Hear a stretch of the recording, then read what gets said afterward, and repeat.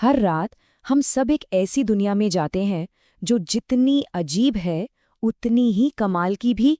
सपनों की दुनिया। पर ये सपने असल में हैं क्या? क्या ये बस हमारे दिमाग का कोई रैंडम नॉइज़ है, या फिर इनके पीछे कोई गहरा मतलब छिपा है?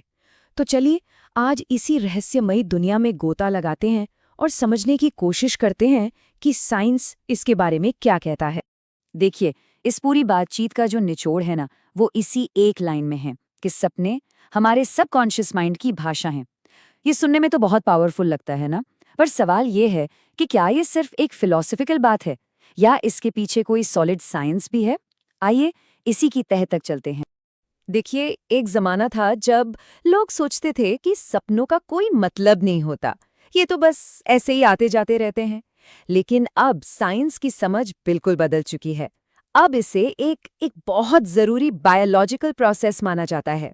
एक ऐसा प्रोसेस जो हमारी भावनाओं को प्रोसेस करने में, हमारी प्रॉब्लम सॉल्व करने में और यहाँ तक कि हमारी क्रिएटिविटी को बढ़ाने में मदद करता है।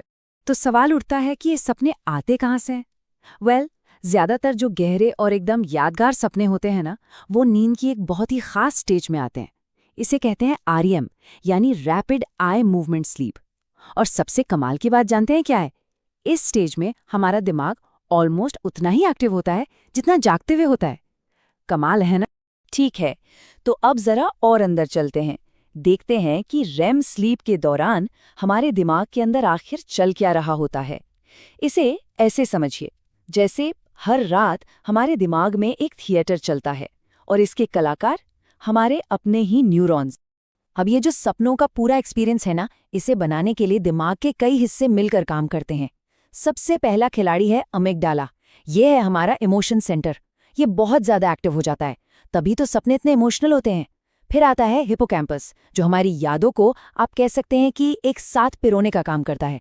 वहीं दूसरी तरफ हमारा प्री फ्रंटल कॉर्टेक्स, जो लॉजिक और रीजन का काम देखता है, वो थोड़ा शांत हो जाता है, उसकी बत्ती थोड़ी डिम हो जाती है। और आखिर में ऑसिपिटल लोब, जो हमारा विजन सेंटर है, वो सपनों की तस्वीरें बनाता है। कमाल का टीम वर्क है। तो इन सब का मतलब क्या हुआ? मतलब ये कि रेम स्लीप में हमारा इमोशनल ब्रेन हमारे लॉजिकल ब्रेन पर पूरी तरह हावी हो जाता है।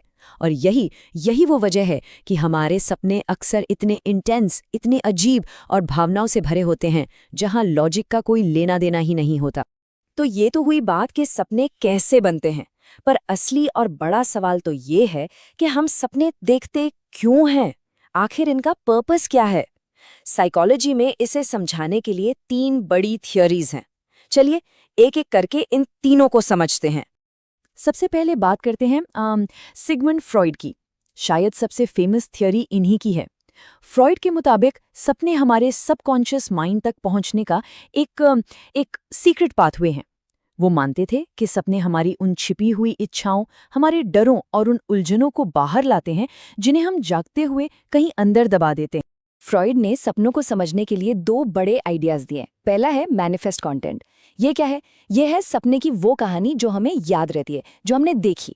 और दूसरा है लेटेंट कंटेंट, मतलब उस कहानी के पीछे छिपा हुआ असली सिंबॉलिक मीनिंग। जैसे मान लीजिए किसी ने सपने में देखा कि वो उड़ रहा है, तो ये उड़ना हो गया मैनिफेस्ट कंटेंट। लेकिन इसका लेटेंट कंटेंट या असली मतलब हो सकता है आजादी की इच्छा। फ्रॉइड के बाद आते हैं कार्ल युंग। युंग का नजरिया थोड़ा अलग था। वो कहते थे कि सपने सिर्फ हमारी पर्सनल विशेस के बारे में नहीं होते।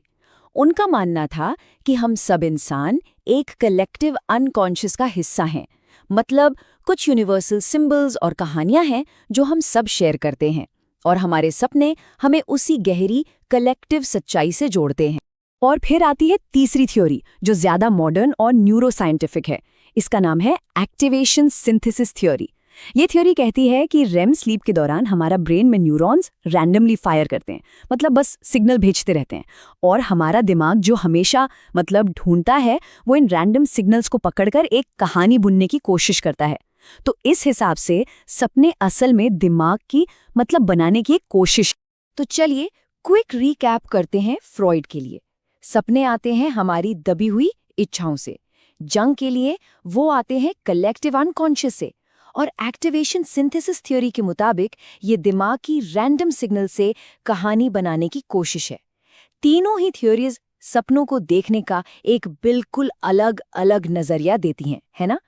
ठीक है, थ्योरीज तो हमने समझ ली, पर अब बात करते हैं कि ये रात की कहानियां हमारे दिन की जिंदगी पर, हमारी वेकिंग लाइफ पर आखिर असर क्या डालती हैं, क्योंकि यकीन मानिए इनका असर हमारी सोच से कहीं ज्यादा गहरा है।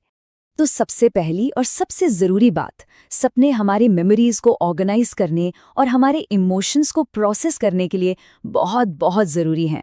इसे ऐसे भी समझ सकते हैं कि ये हमारे मेंटल हेल्थ के लिए एक तरह का नाइटली मेंटेनेंस सिस्टम है।